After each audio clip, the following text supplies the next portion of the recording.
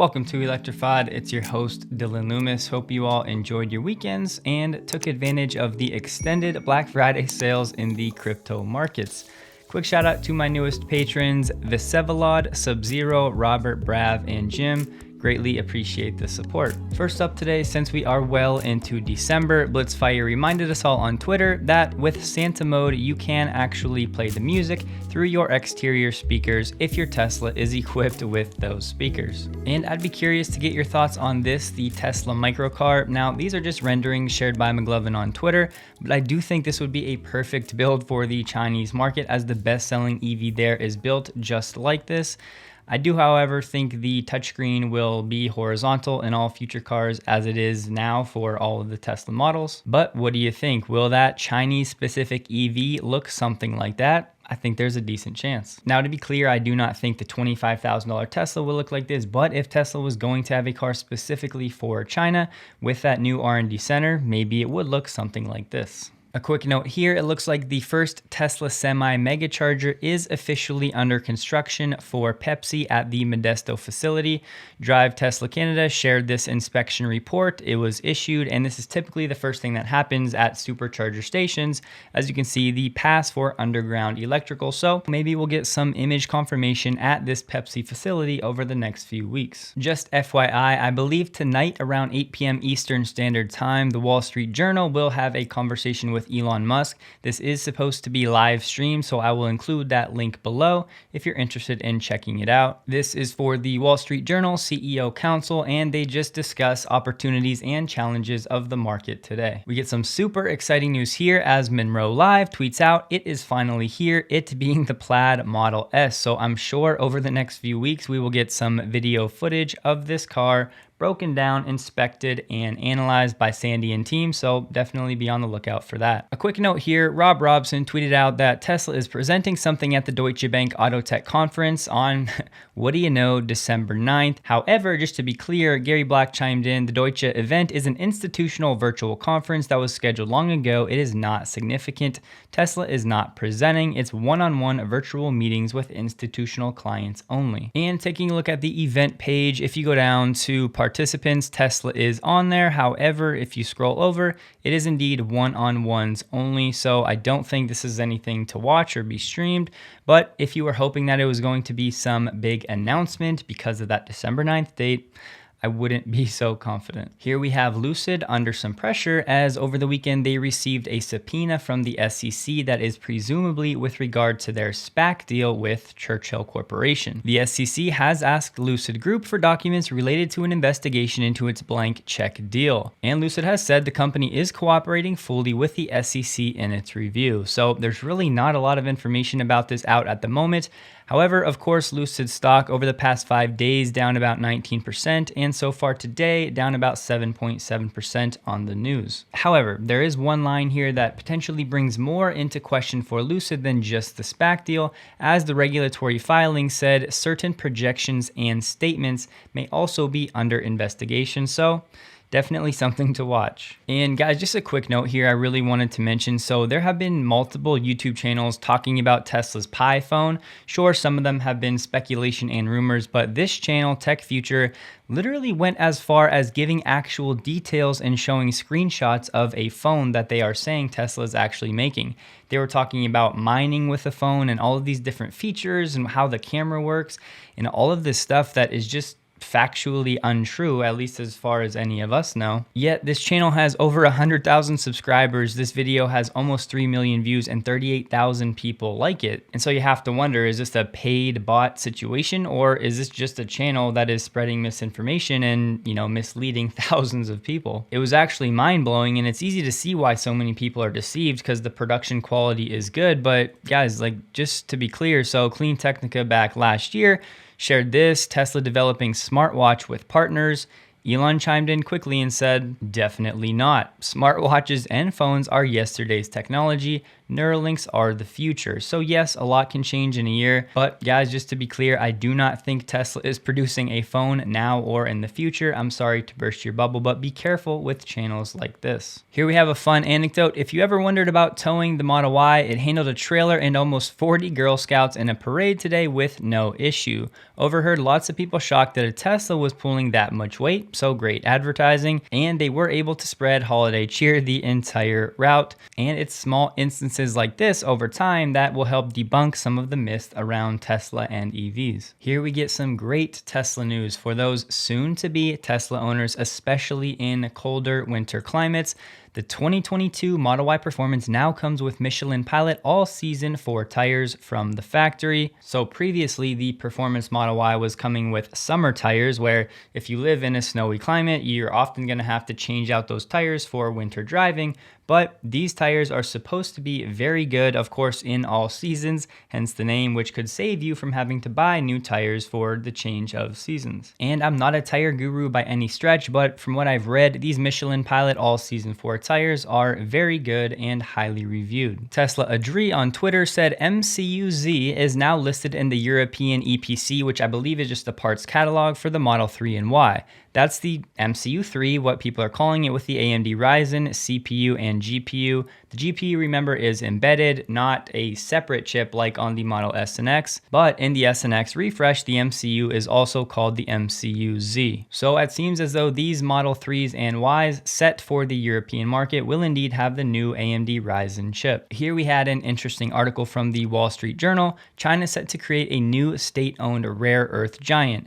Now, before I get into the highlights here, neodymium and dysprosium are two of these rare earth elements and metals that are used in many EVs, specifically for permanent magnet motors. So China has approved the creation of one of the world's largest rare earth companies that aims to maintain its dominance in the global supply chain of the strategic metals.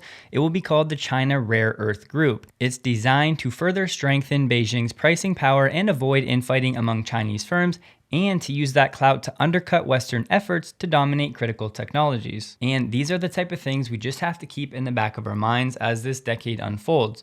Some analysts say China mines more than 70% of the world's rare earths, and a White House report estimated China controlled 55% of the world's rare earth mining and 85% of the refining process. So yes, of course, in theory, over time, China could use its dominance in the industry as a geopolitical weapon, and in response, in February, the US Defense Department signed a technology investment agreement with Australia's Lynas Rare Earths, which the Pentagon called the largest rare earth element mining and processing company outside of China. Under the terms of the deal, Lynas will establish a light rare earth processing facility in Texas. And the White House has said the US should expect China to restrict exports of these rare earth materials. And to close, China has no intention to use rare earths as a countermeasure against any country, though it added that it remains an option when foreign companies hurt China's interests. And unfortunately, Lucid is not the only EV maker under scrutiny by the SEC, as Tesla is still under the microscope at the moment. So what happened here is we had a whistleblower report that had happened back in 2019, but the news here is that now the SEC is actually actively investigating the situation. So this whistleblower case alleged Tesla failed to properly notify its shareholders and the public of fire risks associated with its solar panel systems, and there were specific communications between the agency and the whistleblower from September 24th. But as mentioned, this originated back in 2019, and Stephen Henkes, who worked as a solar field quality manager, was fired in 2020, and he sued Tesla, alleging he was dismissed in retaliation for raising safety concerns. And we have to remember that Walmart reached a settlement with Tesla over a lawsuit with regard to solar panel fires. Walmart had dropped its lawsuit accusing Tesla and its subsidiary SolarCity of negligence, leading to a spate of rooftop fires at its stores in exchange for a settlement that will keep more than 240 solar systems in place at retail outlets across the country. This lawsuit involved more than 7 fires that broke out on solar-equipped Walmart rooftops from 2012 to 2018, and Tesla had been working since the summer of 2018 on a nationwide effort dubbed Project Titan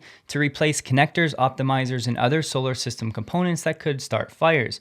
Tesla confirmed the effort, calling it a remediation effort to limit any impact of the components involved. But so far, just just to be clear, Reuters reported that the SEC official said the letter should not be taken as an indication by the agency that violations of law had occurred. So yes, historically, Tesla has had some issues with its solar panel installation, specifically some of the legacy systems from Solar City. However, at this point, this SEC investigation is just that, an investigation. There has been nothing proven that any laws or anything was broken, and we'll just have to wait and see how it unfolds. Moving on, it looks like the Model Y long-range rear-wheel drive will not make it to production as most of us were expecting. According to Teslarati, those with reservation holders for that specific variant have received the following message in their account pages: your current configuration is no longer available. Update your order in your Tesla account.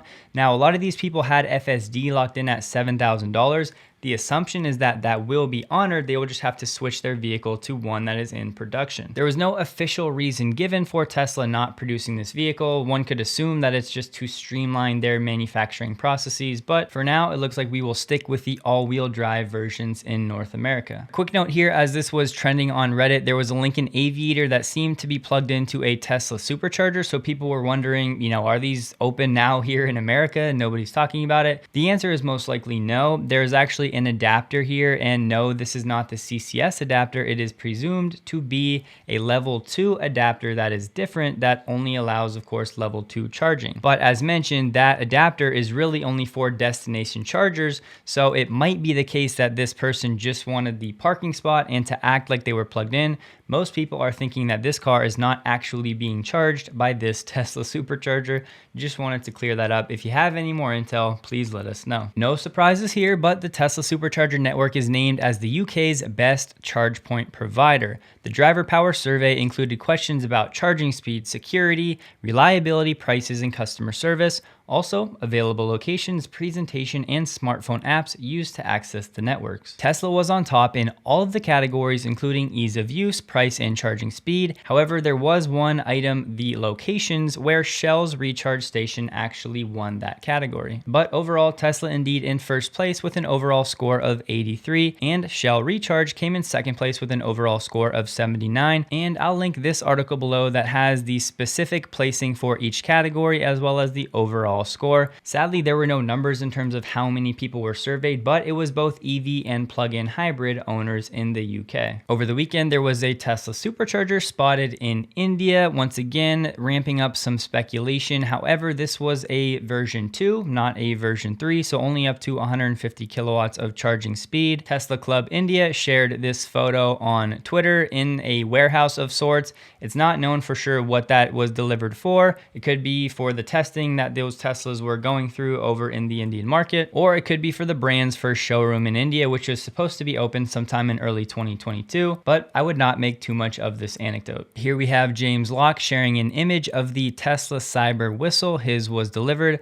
I wasn't able to find a video of anybody using it yet, but there was also a very interesting conspiracy out there that I saw. I know a lot of people are into that given the 12/9 thing right now, but the timing of the release of the Tesla Cyber whistle in conjunction with this Tesla whistleblower situation, people are saying that Tesla used this release of the Cyber whistle to basically game the search engine optimization when people search for Tesla whistleblower, to maybe not see the situation with the solar fires and instead see the Cyber whistle. I obviously do not think that's the case at all, but the internet, man, they don't miss much. Sawyer shared some images of more Model X's coming off Tesla's production line at Fremont, and it appears the Model S and X is ramping up even further, which should make for some great Q4 delivery numbers and margins as you take a look at the images. And here we have a bunch of castings. A quick note, if you or anyone else is a software engineer, Tesla is looking to hire AI engineers who care about solving problems that directly affect people's lives in a major way.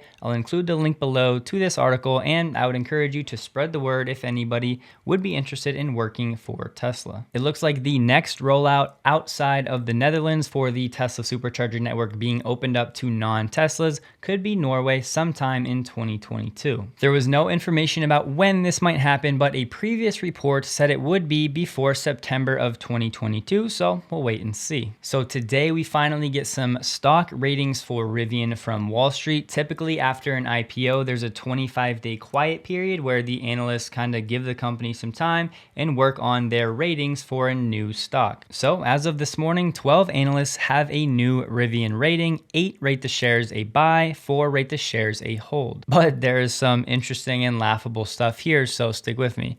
Rivian's early buy rating ratio is 67%. Wall Street prefers Rivian stock over shares of the EV leader Tesla, if of course you go by the buy ratio, because Tesla's is only 48%. But here we get some comedy for the day. JP Morgan analyst Ryan Brinkman, everybody's favorite, is one of the analysts that prefers Rivian. His price target values Rivian stock at about $100 billion.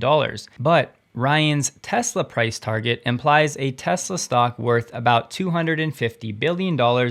If you do the math, that's a $250 Tesla stock price. And here we have Baird analyst George Gianarikas, who has said Rivian has an opportunity to formidably challenge Tesla's market dominance, saying the company has adopted a promising vertically integrated approach reinforced by its robust balance sheet, Amazon partnership, and strong recruitment. But here you have it. The average analyst price target currently sits at about $132 per share, roughly 25% above where shares closed on Friday. And not surprisingly, Rivian stock today is up almost 7% to $111 with a market cap of around $95 billion. All I really have to say about this, because you guys know I've never really put any weight in Wall Street's price targets. They have missed Tesla for the better part of a decade, and I don't expect them to randomly start getting it right with Rivian. But what I do want to say is that I think it is shocking that some of these analysts are already happy to give Rivian over a $100 billion valuation without really having proven anything yet. But I digress. Just one more reason to not worry about what these Wall Street analysts are saying about anything. Here we have Waymo with apparently tens of thousands of people on the San Francisco robo-taxi waitlist. It was also mentioned that early next year, Waymo should deliver groceries ordered from one of the Safeway stores in San Francisco to select Waymo and Safeway employees. So hopefully Waymo can figure out these San Francisco streets and then learn how to monetize these tens of thousands of people that are waiting to try out the service. And to wrap it up today, Mexico is now considering tariffs due to the proposed US EV tax credit. Now, as mentioned, this is all subject to change. The EV tax credit will most likely be revised and changed before it makes it through, but it's very clear there is plenty of opposition with its current writing. Mexico is following suit with Canada in an effort to encourage the US government to reconsider. Mexico's economy minister called it discriminatory, and Mexico is already looking into several legal actions it may pursue going forward. She also noted it could negatively impact Mexico's automotive exports, create a loss of jobs, and inevitably generate additional migratory pressures. And other countries that are also on that list, the EU, France, Germany, Italy, Japan, and South Korea, were all out to send a message to the US administration pointing out the proposed tax credit will breach international trade laws. But that'll do it for today, so please take a second to like the video if you did. Hope you guys have a wonderful day, and a huge thank you to all of my Patreon supporters.